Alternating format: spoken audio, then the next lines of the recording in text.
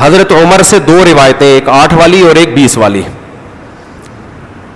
کہ حضرت عمر نے کتنی دیکھو نبی صلی اللہ علیہ وسلم نے تراویح کی کتنی رکعتیں پڑھی ہیں, کوئی بے غبار حدیث میں ہمیں اس کا تذکرہ نہیں ملتا, بس اتنا ہے کہ 3 دن پڑھی ہے, بس کتنی پڑھی ہے ہمیں نہیں پتا. یہ ہمیں حضرت عمر کے عمل سے پتا چلتا ہے, کیونکہ حضرت عمر بدعتی بولو نہیں ہو سکتے, کیونکہ انہوں نے جب جماعت سے 20 رکعتیں پڑھائی ہیں حضرت عمر نے, تو اس کا مطلب نبی نے ان 3 دن میں کتنی پڑھی تھیں.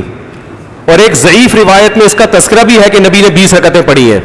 تو ضعیف روایت کی تائید جب خلفائے راشدین کے عمل سے ہو گئی تو وہ ضعیف بھی عملاً کیا بن گئی, صحیح بن گئی ہے وہ. تو حضرت عمر سے 2 ہیں, 8 بھی اور 20 بھی. 8 والی پر امت نے کسی امت نے عمل ہی نہیں کیا, کیونکہ وہ بالاتفاق مضطرب ہونے کی وجہ سے ضعیف ہے, سند کی وجہ سے نہیں بلکہ مضطرب, کیونکہ جو راوی حضرت عمر سے 8 بیان کر رہا ہے وہی کتنی بھی بیان کر رہا ہے, 20 بیان کر رہا ہے. اور جب ہم صحابہ کے دور میں دیکھتے ہیں تو ہمیں سب جگہ 20 نظر آ رہی ہیں, 8 کہیں بھی نظر نہیں آ رہی. تو یہ کیسے ممکن ہے کہ حضرت عمر نے 8 شروع کی ہو اور کوفہ, بصرہ, دمشق, شام, مصر سب جگہ 20 ہو رہی ہو؟ اس سے پتہ چلتا ہے کہ حضرت عمر سے جو 20 والی روایت ہے وہ صحیح ہے, 8 والی صحیح نہیں ہے. اور اس کی سب سے بڑی دلیل یہ ہے کہ موطا امام مالک میں ہے 8 رکعتوں والی, جو امام مالک نے نقل کی ہے, لیکن امام مالک خود 8 کا فتویٰ نہیں, وہ خود 20 سے زیادہ کے قائل ہیں, وہ تو 20 کے بھی نہیں 36 کے قائل ہیں. تو یہ کیسے ممکن ہے کہ کتاب کا مؤلف 8 والی ذکر کر رہا ہو مگر خود اس روایت کو وہ اس پر عمل نہ کر رہا ہو؟ ان باتوں کا کسی اہل حدیث عالم کے پاس جواب نہیں ہے.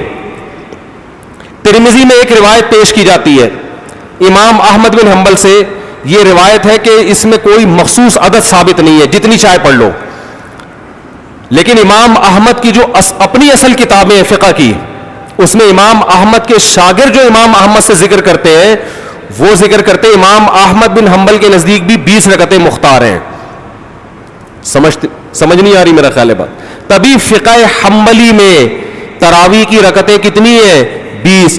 اور امام ابو حنیفہ کے نزدیک بھی. لوگ پتہ ہے مجھ سے کیا کہتے ہیں, لوگ جو ہے نا کہتے ہیں کہ یار آپ ان حدیثوں کا انکار کر رہے ہو جس میں 8 آتا ہے. 8 والی جو بخاری کی حدیث ہے نا اس کا تراویح سے کوئی تعلق نہیں ہے. بخاری میں آتا ہے نبی رمضان اور غیر رمضان میں 8 پڑھتے تھے, اس کا تراویح سے کوئی تعلق, وہ تو غیر رمضان میں بھی تھی.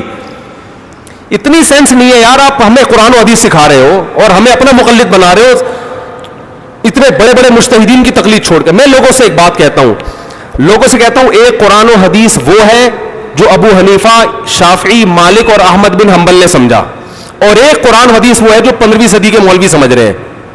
کس کی فہم زیادہ صحیح ہوگی؟ بولو بھائی. ایک قرآن وہ ہے جو انجینئر بیان کر رہا ہے حدیث, ایک حدیث کی تفصیل وہ ہے جو امام مالک بیان کر رہے ہیں, ابو حنیفہ بیان کر رہے ہیں, جن کی 80 ہجری میں پیدائش ہوئی ہے, تابعین میں سے ہیں, جو امام شافعی بیان کر رہے ہیں. تم امام شافعی کو چھوڑ رہے ہو, تم امام ابو حنیفہ کو چھوڑ رہے ہو, تم امام مالک کو چھوڑ رہے ہو, تم احمد بن حنبل جیسے محدث اور فقی جو امام بخاری کے استاذوں میں ہیں ان کو چھوڑ کر فالو کس کو کر رہے ہو؟ انجینئر کو. اور تم کہہ رہے ہو ہم صرف قرآن و حدیث کو مانتے ہیں, ہم کسی اور چیز کو نہیں مانتے. تم قرآن و حدیث کو نہیں مانتے میرے بھائی, تم مقلد ہو, اندھے مقلد ہو. تم قرآن و حدیث کی اس تشریح کو مانتے ہو جو انجینئر کر رہا ہے, اس تشریح کو نہیں مانتے جو احمد بن حنبل کر رہے ہیں, جو ابو حنیفہ کر رہے ہیں, جو امام مالک کر رہے ہیں, جو امام شافعی کر رہے ہیں. یہ بڑے بڑے تابعین, تبع تابعین, مجتہدین جن کو پوری امت نے فالو کیا ہے. تو 8 رکعت کی جو موطا امام مالک کی حدیث ہے, اس 8 رکعت پہ امام مالک نے فتویٰ نہیں دیا. کیوں؟ اس لیے کہ وہ حدیث مضطرب ہے, اس میں راوی ایک بیان پہ ٹکتا نہیں ہے, کہیں 20 بیان کرتا ہے, کہیں 8. جب راوی کے بیان میں تضاد ہو تو حدیث مضطرب ہونے کی وجہ سے رد ہو جاتی ہے. اور میں آخری بات کر کے بیان کو ختم کرتا ہوں, یہ جو تراویح کا لفظ ہے یہ 8 رکعتوں پہ فٹ ہی نہیں بیٹھتا ہے. اس کا بھی میں جواب سوال کر رہا ہوں لیکن کوئی جواب نہیں دے رہا. دیکھو اپنی مرضی کے سوال بنا کے جواب دے دیا کرو تو لوگ واہ واہ کریں گے. آپ میرے ساتھ یہ ہو رہا ہے, میں جو بیانات میں اعتراض کرتا ہوں نا اس کا جواب نہیں مجھے ملتا, خود سے اعتراض بنا کے کیا کر دیا جاتا ہے جواب. جیسے میں نے بتایا تھا کہ حرم میں 4 مصلے تھے, حنفی, مالکی, شافعی, حنبلی, 4 مصلے تھے نا کئی سو سال تک. جو کہ نہیں ہونے چاہیے, ایک ہی ہونا چاہیے تھا مصلی. تو لوگوں نے اعتراض کیے 4 مصلی تھے حرم میں, یہ دیکھو کتنا غلط, یہ حنفی مالکی ایسے ہوتے ہیں. تو میرا سوال یہ تھا کہ 5واں کیوں نہیں تھا اس وقت؟ اس کا مطلب 5واں فرقہ وجود میں آیا ہی نہیں تھا, وہ اب پیدا ہوا ہے. وہ ٹھیک ہے 4 غلط تھے, لیکن اس غلط کو بھی صحیح ان 4 میں سے ایک نہیں کیا ہے. سمجھ رہے ہیں کہ نہیں بھئی ایک امام ہونا چاہیے, 4 الگ الگ جماعتیں نہیں ہونی چاہیے. لیکن اس کا مطلب 700 سال تک امت یہ سمجھتی رہی کہ اہل سنت والجماعت کے 4 نمائندے ہیں, 4 مکتب فکر, 5واں کوئی تھا ہی نہیں, لہذا اس کا کوئی مصلی تھا ہی نہیں. تو سوال یہ تھا, لیکن جب سوال یہ پوچھا جائے تو ایسے جواب ملتا ہے کہ وہ سوال ہی پی جاتے ہیں. سوال یہ جواب یہ دیا کہ غلط ہو رہا تھا, یہ بدعت ہے, اور یہ بدعت ہے, یہ ناجائز ہے. تو ہم کب کہہ رہے ہیں کہ صحیح تھا بھائی وہ؟ لیکن یہ پوری دنیا میں نہیں ہو رہا تھا, یہ صرف حرم میں ہو رہا تھا. اور اس کو ختم بھی حنبلیوں نے کیا ہے کہ نہیں جی امام ایک ہونا چاہیے, سارے چاہے حنفی ہو شافعی ہو اس امام کے پیچھے نماز پڑھیں گے. سمجھ میں آ رہی ہے بات کہ نہیں آ رہی؟ تو سوال یہ تھا کہ 700 سال یا 400 سال تک امت کی نمائندگی ان 4 مکاتب فکر نے کی ہے حرم میں, 5ویں نے کوئی اپلیکیشن بھی نہیں دی. اس کا مطلب 5واں تھا ہی نہیں. اور جو آپ یہ مختلف الفاظ بیان کرتے ہو کہ امام احمد بن حنبل اہل حدیث تھے, فلاں میں اہل حدیث تھے, تو امام احمد بن حنبل اگر اس طرح کے اہل حدیث تھے تو پھر امام احمد بن حنبل کے فالوورز کو اہل حدیث کیوں نہیں کہا جاتا ہے, حنبلی کیوں کہا جاتا ہے؟ نہیں آ رہی بات میرا خیال. یہ ایسے ہی ہے جیسے جماعت المسلمین والے کہتے ہیں کہ ہم نبی کے دور سے ہیں, اور پھر بخاری میں دکھاتے ہیں جماعت المسلمین کے الفاظ. او بھائی یہ والی جماعت المسلمین نہیں تھی, یہ تو باقاعدہ آپ نے رجسٹر کروائی ہے 1975 میں. وہ جماعت المسلمین صحابہ کو جماعت المسلمین کہا گیا ہے. تو یہ جو اہل حدیث کا لفظ ہمیں پرانے وقتوں میں ملتا ہے, یہ محدثین کے لیے ملتا ہے, یہ کسی مخصوص فرقے کے لیے نہیں ملتا. پھر بھی میں اہل حدیث کو اہل سنت میں داخل سمجھتا ہوں, میں پھر بھی ان کو نہیں کہتا کہ جہنم میں جائیں گے, لیکن میں کہتا ہوں کہ آپ کم از کم اس چند 100 سال پہلے آپ پیدا ہوئے, آپ کی جماعت وجود میں آئی, ہم پھر بھی آپ کو گلے لگانے کے لیے تیار ہیں, اور ہم صدیوں سے چلے آ رہے ہیں. آپ ہمیں کیا کر رہے ہو؟ آپ ہمیں گمراہ لوگوں میں داخل کر رہے ہو. تو اسلام بہت پہلے بر صغیر میں آیا ہے, جس شکل میں آیا ہے وہی شکل ٹھیک ہے, بات کی چیزوں پر اعتماد نہیں ہوتا ہمیں. تو میں ایک بات کر کے بیان کو ختم کرتا ہوں. یہ جو 8 کا لفظ ہے نا, تراویح کا لفظ ہے, یہ 8 رکعتوں پر صادق بولو نہیں آتا. بیہقی کی حدیث ہے, اور بھی روایتیں اس بارے میں, کہ اسلاف جب تراویح کی نماز پڑھا کرتے تھے, اسلاف سے مراد صحابہ تابعین, تو 4 رکعتوں کے بعد آرام کیا کرتے تھے.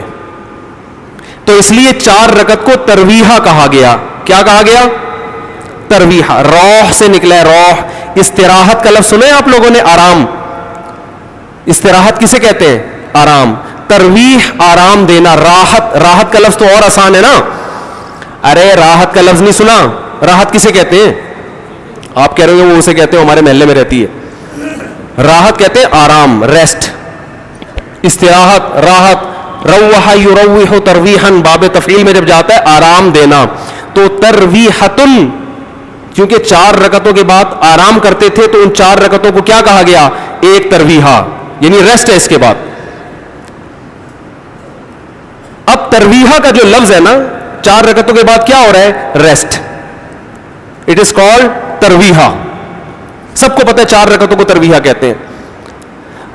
2 ترویحوں کو عربی میں کہیں گے ترویحتان. کیا کہیں گے؟ جیسے رجل کا معنی ایک آدمی, رجلان 2 آدمی.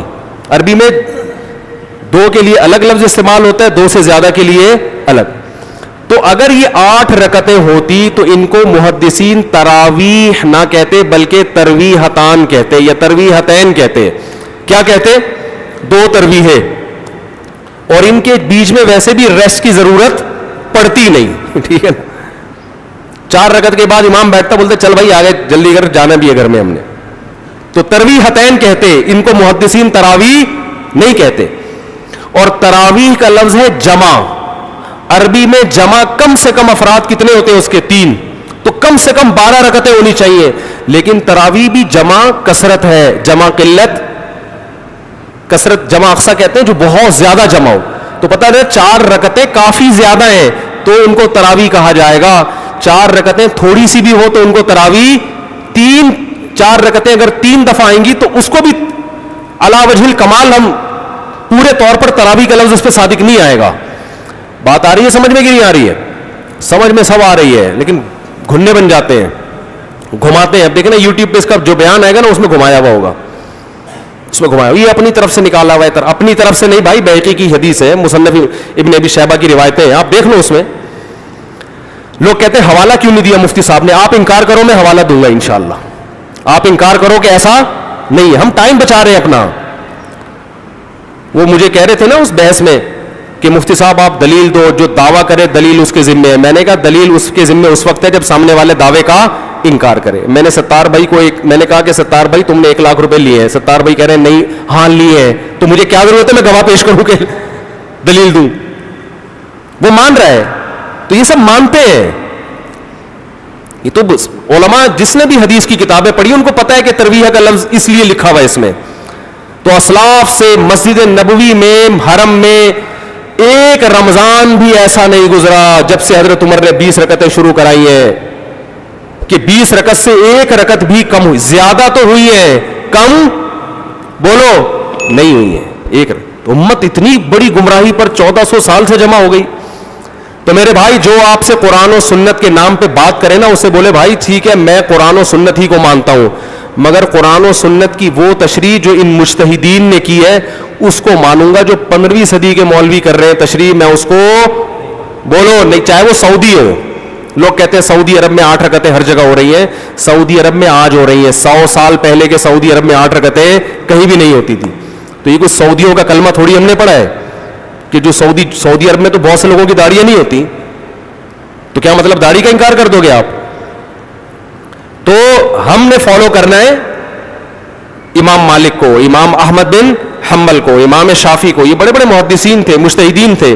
خلفائے راشدین کو, خلفائے راشدین کے دور میں کوئی ایک روایت دکھا دو 8 رکعتوں والی, کوئی ایک روایت. ہاں جو حضرت عمر سے موطا میں منقول ہے اس کا جواب میں نے دے دیا. اس کے علاوہ کہیں دکھا دو کہ بصرہ میں, کوفہ میں, دمشق میں, صحابہ تابعین کے دور میں رمضان میں 8 رکعتوں سے جماعت سے نماز کسی نے پڑھی ہو. تو نہیں ہے کچھ بھی اس میں. تو اس لیے جو طریقہ صدیوں سے تواتر کے ساتھ چلا آ رہا ہے وہ کتنی رکعتوں کا ہے؟ 20 رکعتوں کا. تو اسی کو فالو کرنا چاہیے. تو دوسرا کام آپ نے خاندانی کیا کرنا ہے؟ تراویح پابندی سے پڑھنی. سمجھ میں آ رہی ہے بات؟ تو یہ 2 کام فی الحال کریں, کچھ پیکج اگلے جمعے میں انشاءاللہ بیان کریں گے. تو اسی سے انشاءاللہ اللہ کی محبت کی چنگاری آپ کے دل میں پیدا ہوگی. اللہ ہمیں سمجھنے کی, عمل کی توفیق